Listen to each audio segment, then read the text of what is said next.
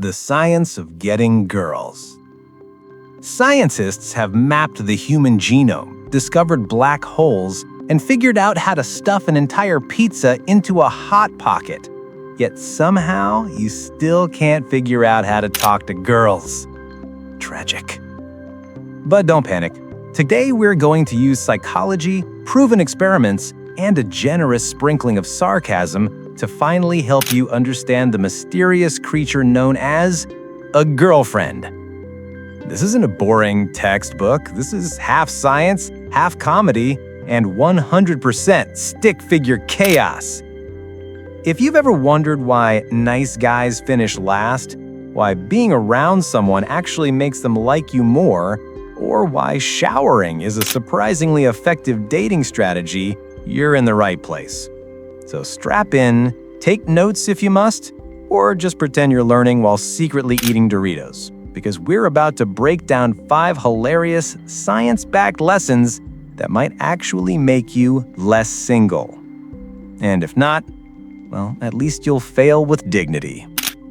Number 1, the scarcity principle. Stop being the unlimited free sample.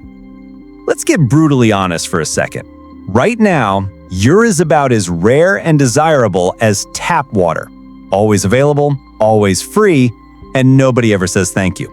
But psychology has a gift for you. It's called the scarcity principle. Translation, people want what they can't easily have. The less something is available, the more valuable it feels. This is why people will fight each other in Walmart over a limited edition holiday candle that smells like sadness and cinnamon, while ignoring the perfectly fine year-round vanilla one. It's also why a billionaire would rather drive around in some weird one-of-one ugly car instead of just buying a sleek Lamborghini. Scarcity creates hype, and right now, you've got zero hype. Why being too available makes you cheap? Here's the cold truth.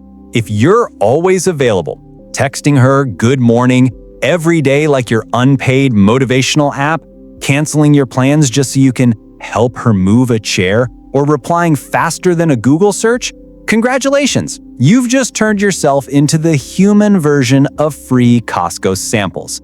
Yeah, people will take you, but only because you're there. Nobody's chasing you. Nobody's fighting for the last bite.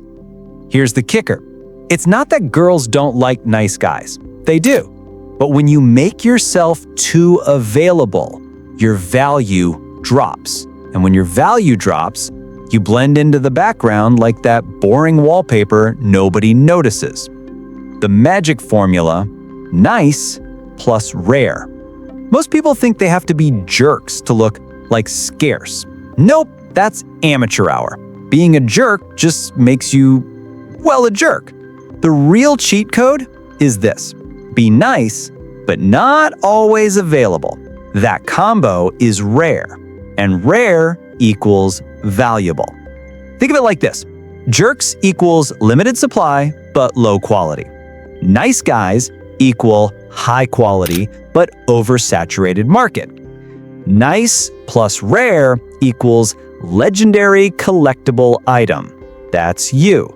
You're not the free sample, you're the secret menu item at the restaurant, the one you have to ask for by name. Example time? The party scenario.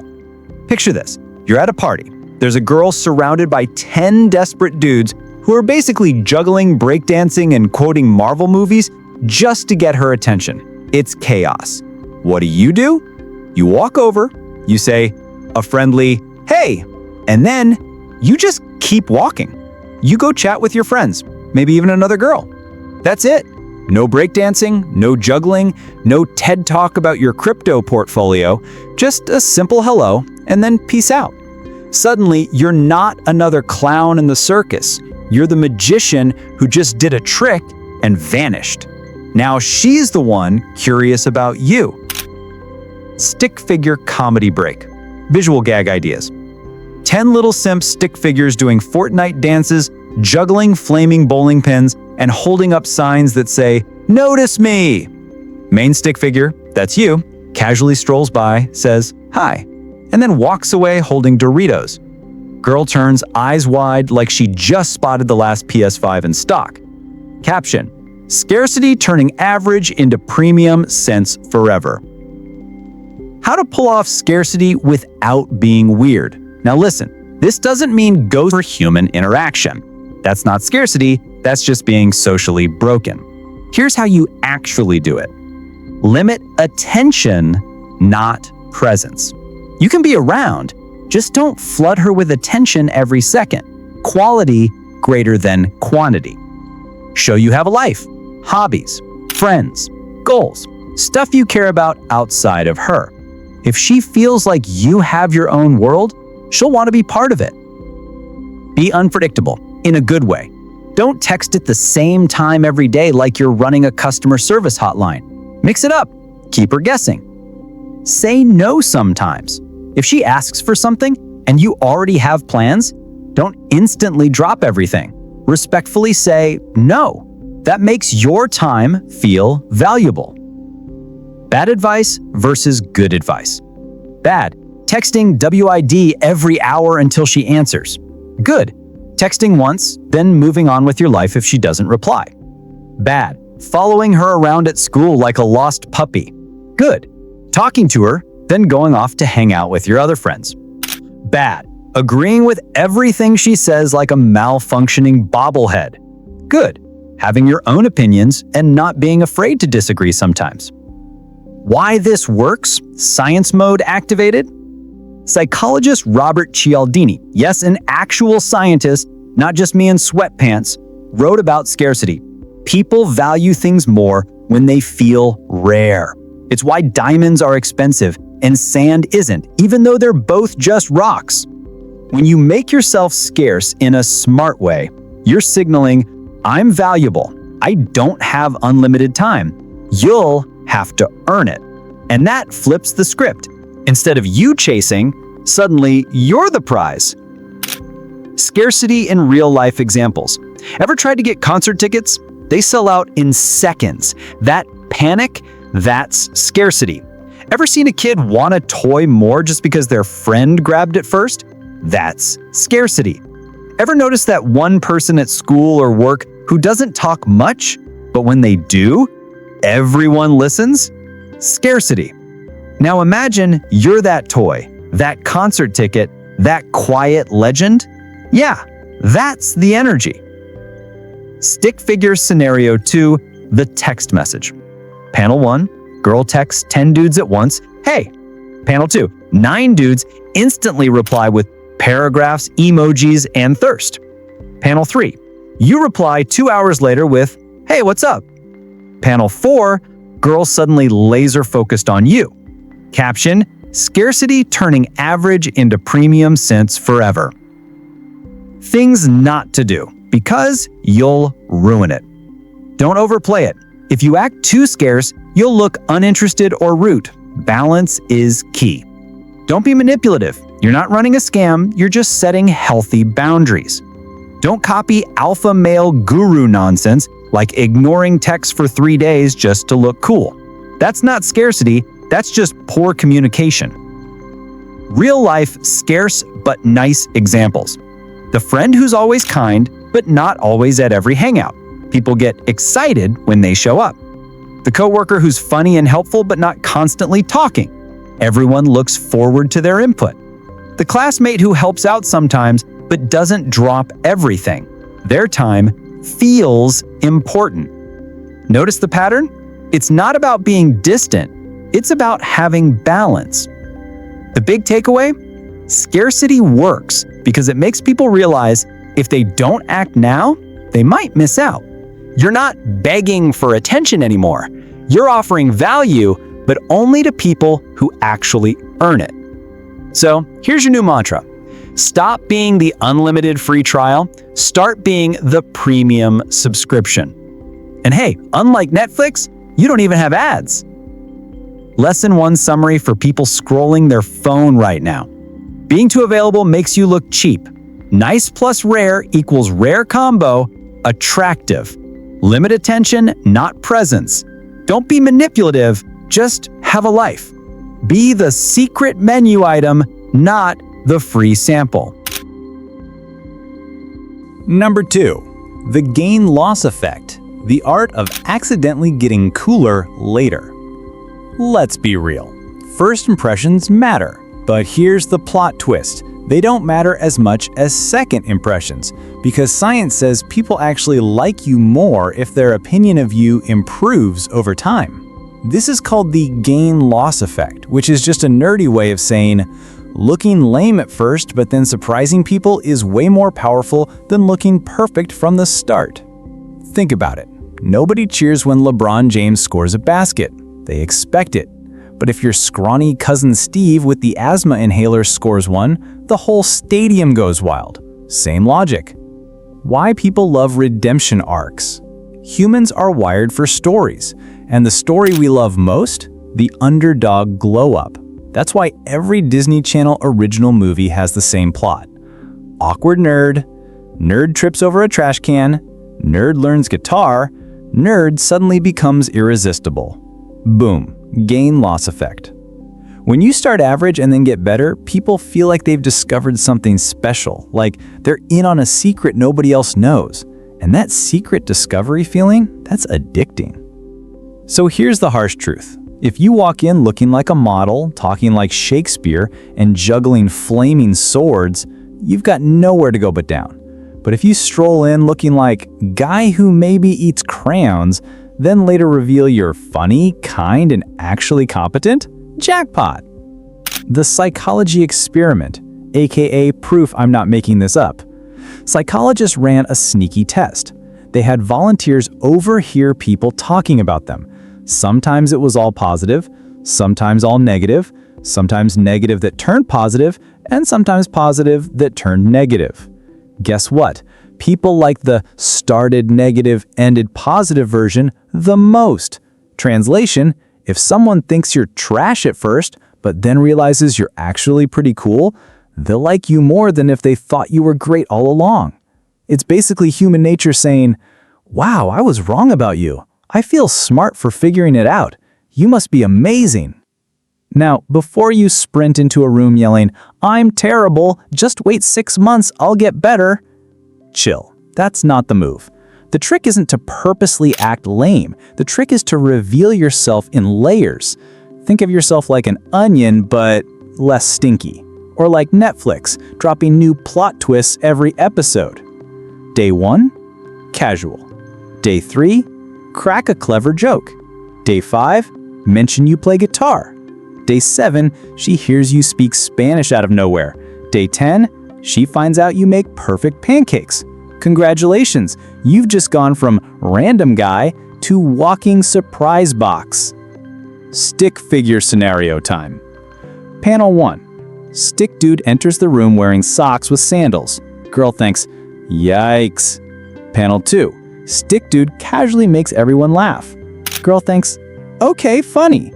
Panel 3. Stick dude plays the piano. Girl's brain, hold on. Panel 4, stick dude saves a puppy from falling into a puddle. Girl, is this guy a Disney prince? See, that's the gain-loss effect in stick figure form. The wrong way to do this. Some guys hear this advice and think, cool, so I'll act like a total loser on purpose and then I'll surprise her by actually being awesome later. Yeah, no, that's like burning your food on purpose just so people will be impressed when your dessert tastes okay. Don't sabotage yourself. Instead, aim for casual confidence. Don't oversell yourself right away. Let little pieces of your personality come out naturally over time. Think of it like slow cooking. The flavor gets better the longer it simmers. Example of bad versus good. Bad approach. Overhyped first impression. Hey, I'm Jake. I'm hilarious, rich, ripped, and I once fought a bear with my bare hands. Later, when she finds out you actually live with 3 roommates and your biggest fight was against a stubborn jar of pickles, she's disappointed. Good approach. Casual glow up. Hey, I'm Jake. 3 weeks later, she learns you can actually cook, you're reliable, and you make people laugh until they cry. Surprise factor unlocked. Why this works in relationships. Here's a secret. The gain-loss effect doesn't stop at first impressions. It works long-term. If you keep surprising your partner with new sides of yourself, they stay interested. Nobody wants to date the human version of plain toast forever. Keep being a series of mini plot twists. Surprise her with a new hobby. Show you're good at something random. Upgrade your style every now and then. Be unpredictable in small, fun ways. Basically, never stop becoming a better version of yourself. Pro tips to pull it off. Don't fake it. You can't pretend to be a bad singer just to shock her later with your real voice. That's not charming, that's creepy audition energy. Keep improving. The glow-up works best if you're actually working on yourself. Learn stuff, try things. Don't just sit around waiting for the gain-loss fairy dot to sprinkle magic dust on you. Be patient. This effect takes time. If you expect instant results, you're gonna look like the dude standing by the microwave yelling at his pizza rolls to cook faster. The big takeaway. The gain-loss effect is basically life's way of rewarding late bloomers. You don't have to be perfect on day one. You just have to be willing to surprise people with how much better you are than they thought. So stop trying to be flawless from the start. Stop acting like your first impression is a final exam. Instead, be the chill guy who keeps leveling up over time. Because here's the truth. People don't fall in love with perfection. They fall in love with progress. Lesson 2 summary. For the people eating snacks instead of paying attention. Start average, then improve. Don't oversell yourself immediately. Reveal your good qualities over time like mini plot twists. Be Netflix, not a spoiler-filled trailer. Surprise equals attraction. Number 3. Proximity. The stalker versus the strategist. Here's a reality check. You can be the funniest, smartest, most charming human on Earth, but if the girl you like never actually sees you, you've got the romantic chances of a rock sitting in the desert. Attraction isn't magic, it's logistics. If you're not around, you don't exist. Psychologists have a name for this, the proximity effect. Basically, the more you're physically around someone, the more likely they are to like you. It sounds simple, almost stupidly obvious, but it's backed by research and it explains a ton about human attraction.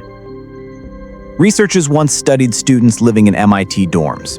They found that people were far more likely to list someone as a close friend if they lived just a few doors away. The further apart they lived, the less likely they were to even consider each other friends. It wasn't about personality or shared hobbies, it was literally just who happened to be nearby the most often. In other words, being around matters. A lot. Why proximity works. Humans are wired for familiarity. The more we see someone, the safer and more comfortable they feel in our brains. This is why you suddenly know every lyric to a song you swore you hated. You heard it so many times that now your brain treats it like an old friend. The same thing happens with people. Proximity is basically exposure therapy for attraction. At first, someone's just another face, but see them enough times in your daily life, and your brain slowly shifts them from random stranger to, oh hey, I know them, they're part of my world. And once that comfort sets in, liking them becomes a whole lot easier. This explains why school crushes, office romances, and gym buddies are so common. It's not fate, it's not destiny, it's proximity. You just happen to be in the same place enough times for the brain to start connecting dots. The fine line between presence and creepy. Now here's the catch. Proximity is powerful, but only when it's natural. If you push it too far, you don't look attractive, you look like a horror story. There's a massive difference between casually ending up in the same spaces often and memorizing her schedule and appearing like you've been waiting for her. One is comforting, the other is terrifying. You don't want her thinking, wow, he's always around when I least expect it. You want her thinking, oh hey, he's here again. Cool. So remember this rule. Proximity is about familiarity, not surveillance. Frequency beats duration. Here's a little trick most people don't realize. Proximity works better in short, consistent bursts rather than long, rare ones. Spending 10 minutes a day with someone builds more connection than spending 3 hours once a week. Why? Because repetition builds comfort. It's like brushing your teeth. You don't just do it once a month for 6 hours straight, you do it every day, even if it's short. So, if you're choosing between hanging out occasionally for long periods versus showing up regularly in small doses, go with regular. Small, steady proximity makes you part of her routine. How to create proximity naturally. Overlap your environments. If you already share a class, a workplace, or a social circle, lean into it. Sit nearby, join group activities, don't isolate yourself. Adjust your routine slightly. If she usually studies in the library after lunch and you also need to study, consider the library too. Don't copy her exact schedule down to the minute, that's creepy. Just create chances to cross paths. Join groups and events.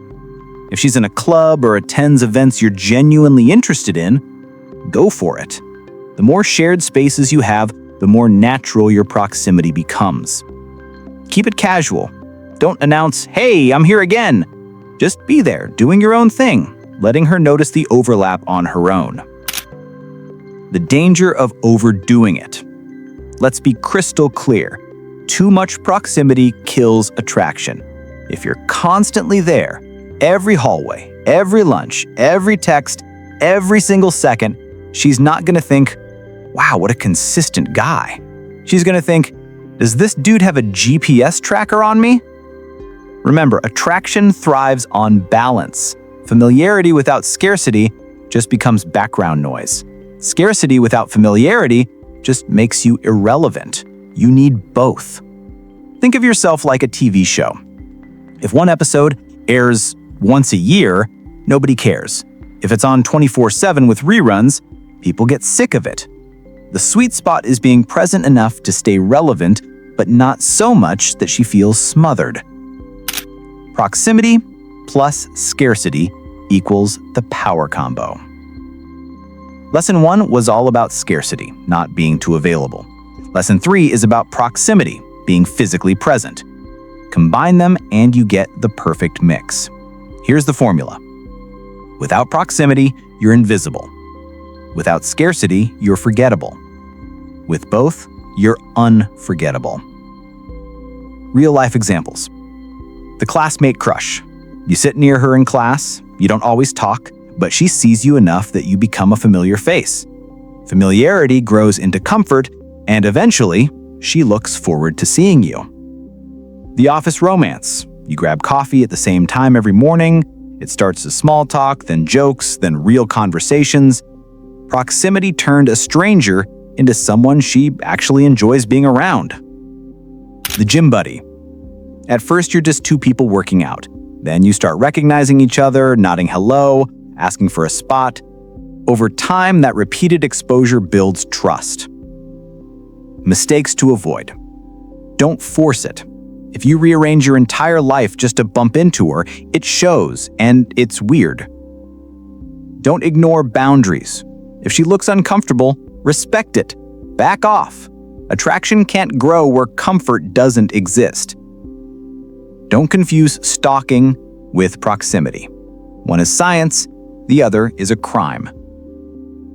The takeaway. Proximity is powerful because it works quietly in the background. You don't have to do anything flashy or over the top. Just being around often enough creates comfort, and comfort is the soil where attraction grows. So stop waiting for perfect timing or fate to magically make things happen. Fate is just proximity in disguise. The more you're naturally around, the more chances you give her brain to see you as someone who belongs in her life. But never forget, proximity without scarcity is wallpaper. Scarcity without proximity is invisibility. Combine them, and you're suddenly the masterpiece in the room. Number 4, the Ben Franklin effect. How asking for a pencil gets you a wife. Here's a plot twist. People like you more when they do favors for you. Yeah, I know. You'd think being helpful, buying gifts, or constantly doing stuff for someone would make them like you more. But science says no. Turns out, the real hack is to let them help you. This is called the Ben Franklin effect, named after the dude on the $100 bill, who apparently wasn't just about flying kites and inventing bifocals. He also figured out how to make people like him. His trick? He asked them for favors. So here's how it went down. Ben Franklin had this rival who didn't like him. Instead of trying to win him over with gifts or compliments, Franklin did something sneaky. He asked to borrow one of the guy's rare books. The rival, being a nerd, lent him the book. Franklin returned it with gratitude, and from then on, that rival became his friend. Why? Because the human brain is weird. When we do something nice for someone, our brain assumes, I must like them, otherwise why would I bother? And just like that, Ben Franklin went from enemy to buddy, all thanks to a borrowed book. Why this works? It sounds backwards, right? Shouldn't doing favors make you like people? Actually, not really. When you constantly do favors, you risk looking like a servant or a background character. People start taking it for granted. But when someone does something for you, their brain needs to justify it. They think, I wouldn't have helped this guy unless I liked him. Boom, they just convinced themselves that you're likable. It's a Jedi mind trick. Everyday examples. Ask someone for the time. They'll probably like you more afterward. Drop your pen and let someone pick it up. They'll feel helpful and see you more positively. Struggle with a jar? Let someone open it and suddenly they feel like a hero. It's not about the size of the favor. It's about giving someone the chance to invest in you, even in tiny ways. Why guys get this wrong?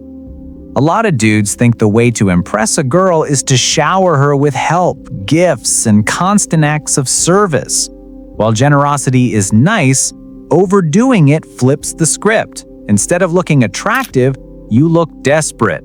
The girl doesn't think, wow, he's amazing. She thinks, wow, he really has nothing better to do. Instead, flip the script. Don't always be the giver. Sometimes be the one who needs something small. Let her contribute to you. Practical applications. The pencil drop. Drop a pencil. Don't dive for it like it's the last French fry on earth. Let her pick it up. Thank her. Simple, effective. Ask for tiny help. Need directions? Ask her. Can't remember the homework? Ask her. Want to know which sauce goes on what sandwich? Ask her opinion. These small favors build connection. Collaborate. If you're working on something, ask her input. People like to feel useful. By letting her contribute, you build rapport. Keep it light. Don't turn this into emotional blackmail. You're not asking for kidneys here. Stick to little favors that are casual and natural. The wrong way to do it. Don't mistake the Ben Franklin effect for manipulation. You're not supposed to walk in like, hey, I heard if you loan me $50, you'll fall in love with me.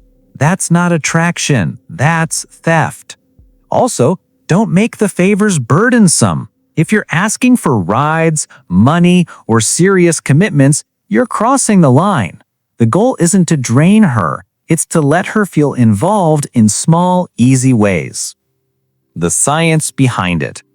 There was a study in 1971 at the University of North Carolina where participants had to interact with students who were actually actors.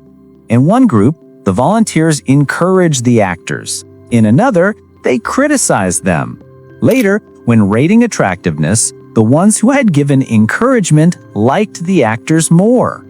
Translation: when you do something kind for someone, you convince yourself that you must like them. Same thing happens when you do a favor. It rewires your brain into thinking, I must value this person. So yeah, the science is on your side. How this plays out in real life. Think about friendships. Your closest friends aren't just the people who've helped you. They're also the people you've helped. That mutual investment creates closeness. Now, translate that to attraction. If you're always the one giving and she's always the one taking, there's no balance. But when she invests, even in little ways, it deepens the bond. It's not about tricking her. It's about creating shared effort. Shared effort equals stronger connection. The big trap to avoid. Here's the rookie mistake. Some guys hear about this and go overboard. Suddenly, they're forgetting their pens every day, needing constant help or faking incompetence to get attention. Don't do that. Nobody likes a grown man pretending he can't tie his shoes just to get someone to lean down. That's not charming, that's pathetic. Use this effect sparingly. A little goes a long way. Why it's attractive. When you let someone do something for you, it signals trust. It says, I value you enough to let you help me. That subtle message builds closeness. It makes her feel involved in your world, not just a spectator. And let's be real, everyone likes to feel important. Even if it's something small, giving her that chance makes her see you more positively. Quick do's and don'ts. Do, ask for small natural favors. Show gratitude afterward. Mix it with your own kindness. Don't just take, also give. Don't abuse it with big or constant asks. Don't fake incompetence in everything. Don't turn it into manipulation. The takeaway. The Ben Franklin effect flips the script on what you think attraction is. It's not about you bending over backwards for someone. It's about letting them lean in a little too. Because here's the truth. People like the things they invest in. And if she invests even a little bit of effort into you, she'll start to see you as more valuable. So the next time you're tempted to prove your worth by doing everything for her, pause. Instead, hand her the jar you can't open. Ask for a quick opinion, or drop your pencil like it's a test from the universe. It's not weakness, it's psychology, and it works. Lesson 4 summary for the snack eaters skimming through.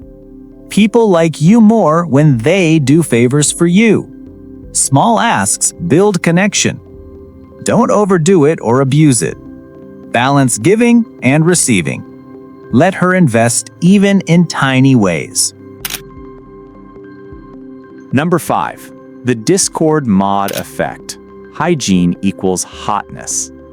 Here's the part nobody wants to hear. It doesn't matter how many psychology tricks you've memorized, how witty your jokes are, or how rare you make yourself. If you look, smell, and act like a Discord moderator who hasn't left his chair in 3 weeks, nothing else matters. Science has spoken. Attraction isn't just about genetics or whether you are blessed with perfect cheekbones. In fact, studies have shown that the most attractive traits are things you can actually control. Posture, grooming, clothing, attitude, and basic hygiene. Yes, you read that right. Taking a shower is basically a dating hack. Why this matters?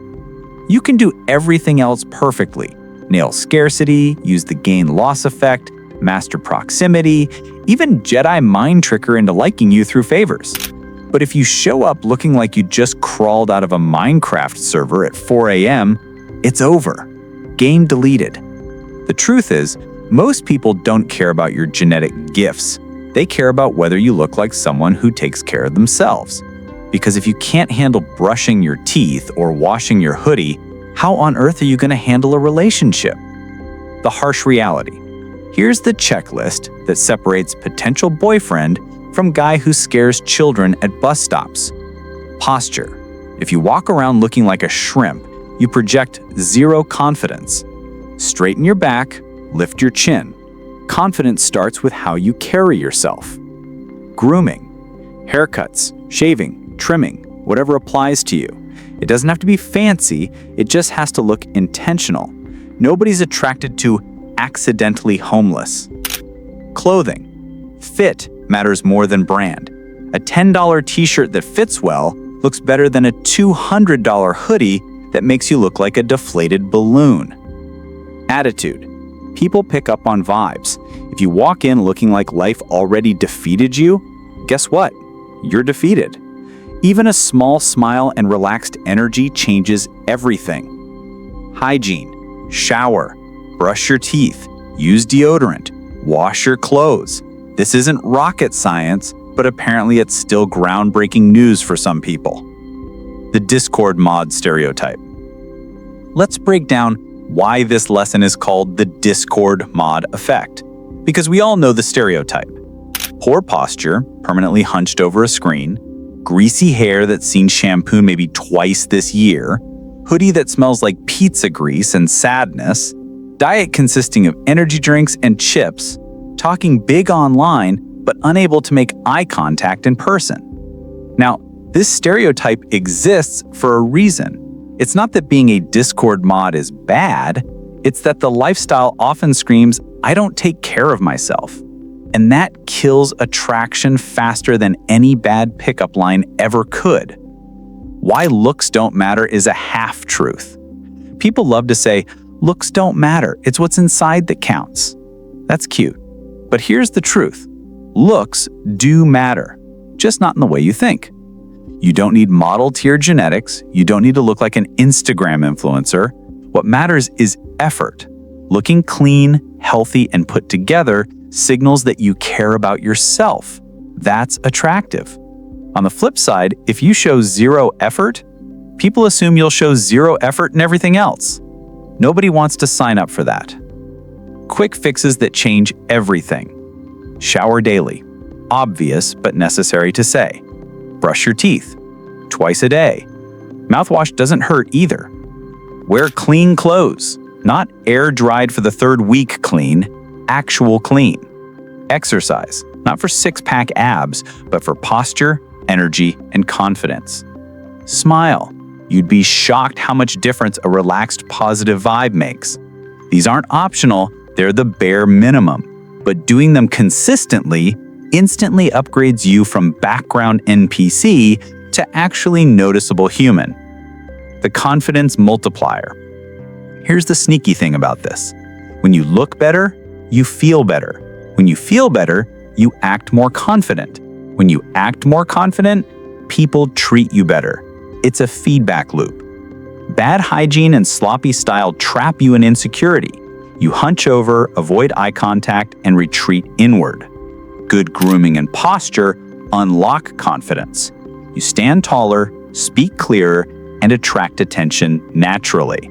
So no, it's not shallow, it's psychology. Your outward effort reflects your inner state. Excuses people make and why they're dumb. I'm just not a stylish guy. Nobody said you need Gucci. Just wear clothes that fit and don't look like they were stolen from a lost and found box. I don't have time. Showers take 5 minutes. Brushing your teeth takes 2. You spend longer doom scrolling TikTok. Girls should like me for who I am. Sure, but who you are shouldn't smell like expired cheese. Effort is part of who you are. The science to back it up. A study by Morin and Blum in 1997 had participants rate photos of people for attractiveness. The biggest factors weren't jawlines or eye color. They were posture, grooming, clothing fit, attitude, and weight. In other words, controllable stuff. That's good news. It means you don't need to win the genetic lottery. You just need to put in some effort. Practical daily checklist. Did you shower today? Did you brush your teeth? Are your clothes clean and not wrinkled? Do you smell like deodorant instead of despair? Are you standing upright instead of imitating a question mark? If you can answer yes to these, congratulations, you've already beaten 50% of guys out there. Why this is the most important lesson. You can't fake this one. You can't trick her brain with scarcity or proximity or clever favors if you don't take care of yourself. Attraction starts with baseline respect for your own body. Because here's the brutal truth. If you walk into a room looking like a swamp monster, she's not going to care how witty your jokes are. Attraction shuts down at the first whiff of BO. On the other hand, if you walk in clean, confident, and looking like you put thought into yourself, Suddenly, every other lesson in this series has a chance to work. The takeaway: you don't have to look like a celebrity. You just have to look like someone who gives a damn. Put in effort, care about hygiene, wear clothes that fit, stand tall, smile. Because the most attractive features aren't genetic. They're habits, and habits are in your control. So stop looking like a Discord mod. Start looking like someone who values themselves, and watch how much everything else starts falling into place. Lesson 5 summary for the short attention crowd. Hygiene, grooming, posture, and attitude matter more than genetics. Effort greater than looks.